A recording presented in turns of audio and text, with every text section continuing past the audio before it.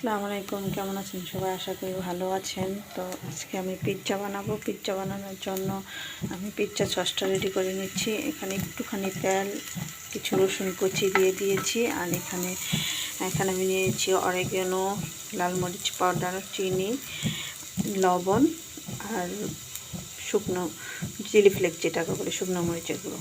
তো আমি এখন এগুলো দিয়ে দেবো। একটু নেড়ে নেব।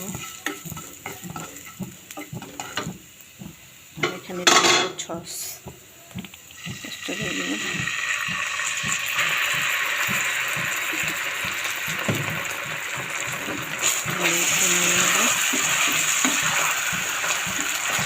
পিৎজা বানানোর জন্য সসটা আমি এভাবে রেডি করে নিই। বাজারের যে সসটা পাওয়া যায় সেটার সাথে আমি এভাবে মিক্স করে নিই। তো আমার সসটা রেডি হয়ে গেছে, নিয়ে নেব। পিৎজা বেক করার জন্য আমি একটা ফ্রাই প্যান নিয়েছি। ফ্রাই প্যানটাকে আমি একটু ঘি ব্রাশ করে দেবো। তো ফ্রাই প্যানে আমি একটুখানি ঘি নিয়েছি, ঘিটা ব্রাশ করে দেবো।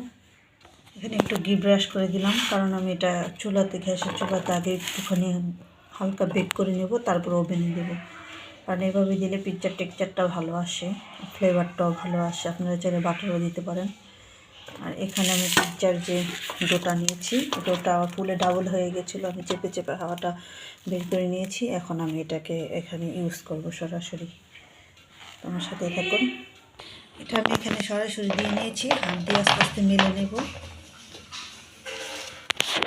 তো এভাবে আমি মেলে নিয়েছি। এখন আমি একটা কাঁটা চামচ দিয়ে এখানে একটু ফুটো করে নেব।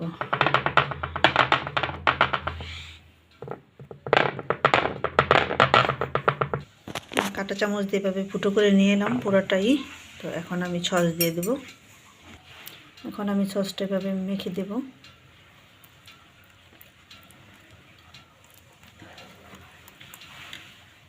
এখানে পুরোটাতে আমি সসটা সুন্দর করে দিয়ে দিয়েছি। এখন আমি একে একে সব দিয়ে দেব। এখন আমি মুরগিটা দিয়েছি। এখানে মুরগিটা আমি ফ্রাই করে নিয়েছিলাম। মুরগিটা দিয়ে দিয়েছি। এখন আমি দিয়ে দেবো ক্যাপসিকাম, সবুজ ক্যাপসিকাম।